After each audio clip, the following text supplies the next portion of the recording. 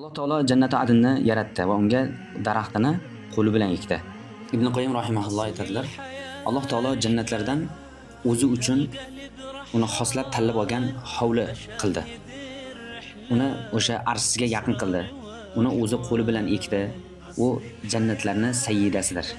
Alloh subhanahu va taolo har bir navni eng oliysi, eng afzalini ixtiyor qildi. Xuddiki farishtalardan Jibroilni, bashardan, insonlardan Muhammad sallallohu alayhi vasallamni va osmonlardan eng yuqorisini va shaharlardan Makkani va oylardan Ashhurul Hurumni va kechalardan Laylatul Qadrni va kunlardan Juma kunini va kechalaridan uning o'rtasini va vaqtlardan namoz vaqtlarini. Bismillahirrahmanirrahim. Bismillah, alhamdulillah va salatu vassalamu ala rasulillah. Allohdan tavfiq so'rab, jannat sifatlarini o'rganishlikda davom etamiz. Bugun jannatni borligi haqida bo'ladi. Biz bu darslikni qilishlikda asosiy foydalanadigan kitobimiz, oldin ham aytib o'tdik, Hadil arwah ila biladil afroh. Ruhlarni baxt, saodat, xursandchilik shaharlariga hidoyat qilishlik degan Ibn Qoyyim rahimahullohni kitoblaridan foydalanyapmiz.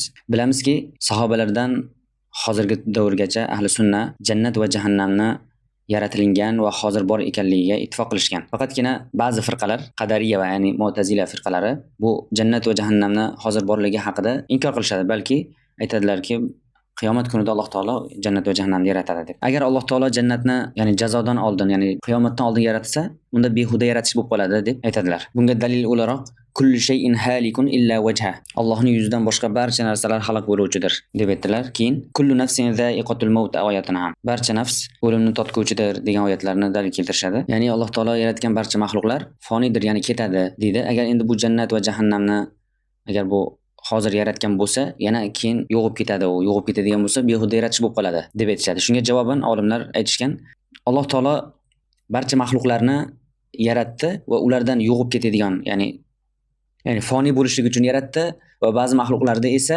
qoluvchi qilib yaratdi. Undan Allohning arshisi, kursisi va jannat va jahannam ham.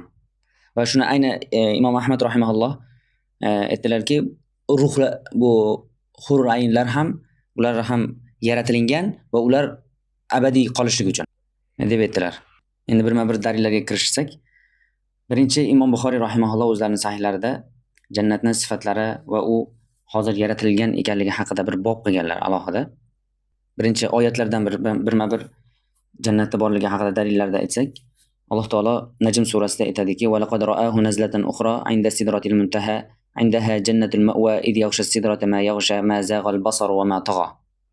Qasamki, Muhammad alayhisalom ikkinchi marta alayhisalomni ko'rdi, Sidratul Muntahoda ko'rdi. Sidratul Muntahoni oldida jannatul ma'wa bordir. Sidratul Muntahoni o'rab olgan narsa o'rab oldi.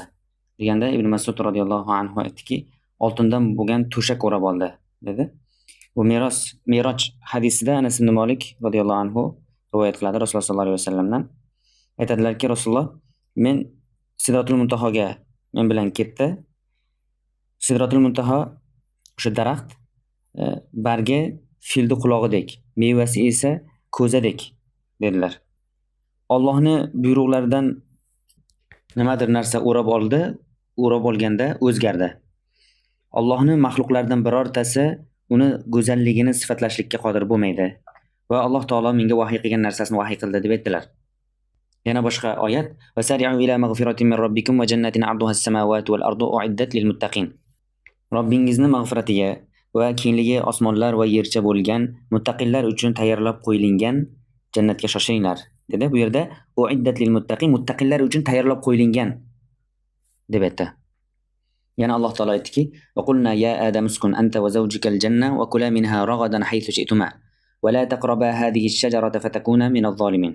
Biz aytdiki, ey odam, sen va jufting ayoling jannatda yashanglar va mevadan xohlaganingizcha yenglar va mana bu daraxtga yaqinlashmanglar, agar yaqinlashsalaringiz zolimlardan bo'lasizlar dedi. Endi bu Odam alayhisalom va momo Havo onamiz yashagan jannat o'sha jannatmi yoki boshqasimi degan so'zda olimlar orasida ixtilof bor bu masalada. Endi hadislardan dalil. Xo'p. Rasululloh sollallohu alayhi vasallam Isro va Miroj kechasidagi Anas ibn Malik rivoyat qilgan hadisidan aytadilarki, "Suman talaqa bi hatta meni keyin olib ketdi. حتى انتهى بي إلى سدرة المنتهى وغشيها ألوان لا أدري ما هي ثم أدخلت الجنة فإذا فيها حبايل اللؤلؤ فإذا ترابها المسك. Keyin hatto Sidratul Muntahoga yetdi, olib keldi meni. Uni u nimaligini men bilmaydigan ranglar o'rab oldi. Keyin jannatga kirgizildim. Jannatda marvariddan bo'lgan zanjirlar, ya'ni iplar bor edi va uni turpog'i esa miskdir dedilar. Yana Sahihaynda rivoyat qilingan hadis Ibn Umar radhiyallohu anhu Rasululloh sollallohu alayhi vasallam aytdilarki: "Inna ahadakum idza mata urida alayhi maq'aduhu bil ghadati wal 'ashi. إن كان من أهل الجنة فمن أهل الجنة وإن كان من أهل النار فمن أهل النار فيقال هذا مقعدك حتى يبعثك الله يوم القيامة." Albatta sizlardan biringiz agar o'ladigan bo'lsa, uni o'rni kunduzi ham va kechqurun unga ko'rsatiladi. Agar u jannat ahli bo'lsa, u jannat ahli. Agar u jahannam ahli bo'lsa, u jahannam ahli. Aytilinadiki, bu seni joying, hatto seni Alloh taolo qiyomat kunida yuborganigacha deb aytilinadi. Yana Ibn Abbos radhiyallohu anhudan rivoyat qilingan hadis. Bu quyosh tutirish qissasi. Sahobalar Rasulullohga aytdiki: "Ya Rasululloh, biz sizni bir narsa, mana bu o'rningizda bir narsani tanovul qilayotgandek ko'rdik. Keyin sizni orqaga chekingandek ko'rdik." dedilar. Rasululloh aytdilarki: "Men jannatni ko'rdim yoki jannat ko'rsatilindi. Men undan bir bosh uzum yedim. Agar uni olganimda, albatta sizlar dunyo qolgunigacha yerdilaring. Va men jahannamni ko'rdim va bugun gidek manzarani hech qachon ko'rmadim. Va o'sha jahannam ahli ko'pini ayollar ekanligini ko'rdim," dedilar. Sahobalar aytdiki: "Ya Rasululloh, nima uchun?" Rasululloh aytdilarki: "Kofir bo'lganliklari uchun." Allohga kofir bo'ladilarmi? deyilindi. Oilalariga, erlariga kofir bo'ladilar va yaxshiliklariga kofir bo'ladilar, dedilar. Agar sen ulardan biriga davomiy yaxshilik qilib yurgan bo'lsang, vaqt davomida, keyin sendan biror narsa ko'rib qolsa, aytadiki: "Ma ra'aytu minka khayran qat." Men sendan hech yaxshilik ko'rmadim deb aytadi, dedilar. Bu ham jannatni hozir bor ekanligiga, yaratilgan ekanligiga dalil. Yana Muslim sahihida keladi. Abu Hurayra roziyallohu anhu rivoyat qiladi. Rasululloh sollallohu alayhi vasallam aytadilarki: "Alloh taolo jannat va jahannamni yaratganida Jibril alayhisalomni jannatga yubordi. Bor, unga men uni jannat ahli, ya'ni uni ahliga tayyorlab qo'ygan narsamni ko'rgin," dedi. Jibril alayhisalom bordi va Alloh taolo o'sha jannat ahli uchun tayyorlab qo'ygan narsasini ko'rdi. Qaytdi va aytdiki: "Izzatingga qasamki, uni eshitgan biror bir kishi yo'qki, illo unga kiradi." Alloh taolo jannatga buyurdi. Fahaffat bil makari, ya'ni u jannatni qiyinchiliklar bilan, mashaqqat, qiyinchilik, azob, uqubatlar bilan o'raldi jannat. Va yana Alloh taolo aytib: "Bor, endi o'sha uni ahliga tayyorlab qo'ygan narsamni ko'rgin," dedi. Jibril alayhisalom borib ko'rdida, keyin qaytib aytdiki: "Izzatingga qasamki, unga biror bir kishi kira olmasligidan qo'rqaman," dedi. Keyin Jibril alayhisalomni jahannamga yubordi. Aytdiki: "Bor, ko'rgin, men uni ahliga tayyorlab qo'ygan narsamni ko'rgin," dedi. Borib ko'rdi, keyin u shu jahannamni bir-biriga minayotganligini ko'rdi.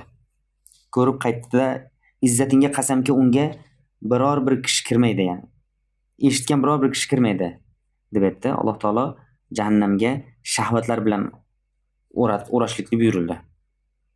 Keyin "Bor, uni ahliga tayyorlab qo'ygan narsamni ko'r," dedi. Bordi, Jibril alayhisalom uni ko'rdi, qaytdi va aytdiki: "Izzatingga qasamki, undan biror bir kishi najot topmaydi, illo unga kiradi deb qo'rqaman," dedi. Yana Termiziy rivoyat qilgan hadis Ibn Mas'ud radhiyallohu anhudan Rasululloh sollallohu alayhi vasallam aytdilarki: "Men Isro kechasida Ibrohim alayhisalomga yo'liqdim. Aytdiki, Ibrohim alayhisalom: 'Ey Muhammad, ummatingga menga salom aytgin va ularga xabar berginki, jannat turpog'i pokiza, suvi lazzatli va albatta u tepapastlikdir. Va uni ekinlari esa subhanalloh, alhamdulillah va la ilaha illalloh vallohu akbardir," deb xabar berdilar. Bu hadis hasan g'arib ekan. Ibn Qoyyim rahimahulloh aytadilar: Alloh taolo jannatlardan o'zi uchun uni xoslab tanlab olgan hovli qildi. Uni o'sha arshga yaqin qildi. Uni o'zi qo'li bilan ekdi. U jannatlarning sayyidasidir.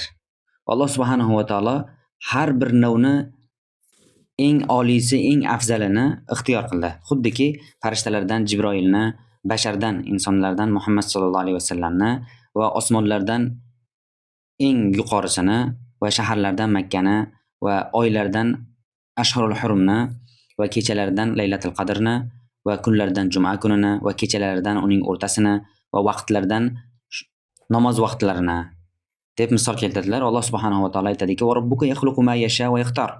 Robbing xohlagan narsasini yaratadi va ixtiyor qiladi. Yana Imom Muslim Mug'irat ibn Shu'ba radhiyallohu anhudan rivoyat qiladi marfu hadis. Muso alayhissalom Robbisidan jannat ahlining eng past darajadagisi haqida so'raydi. Alloh taolo aytadiki: "Jannat ahli jannatga kirgandan keyin bir kishi keladi. Unga aytilinadiki, kir jannatga." U odam aytadiki: "Ey Robbim, qanday kiraman?" Insonlar o'zlarining o'rinlarini olib bo'lgan bo'lsa, joylariga tushib, manzillariga kirib va oladiganlarni olib olgan bo'lsa, desa unga aytilinadiki, sen uchun dunyo podshohlaridan bir podshohning mislicha mulking bo'lishligini bo'lishiga rozi bo'lasanmi? Desa, Robbim rozi bo'laman deb aytadi.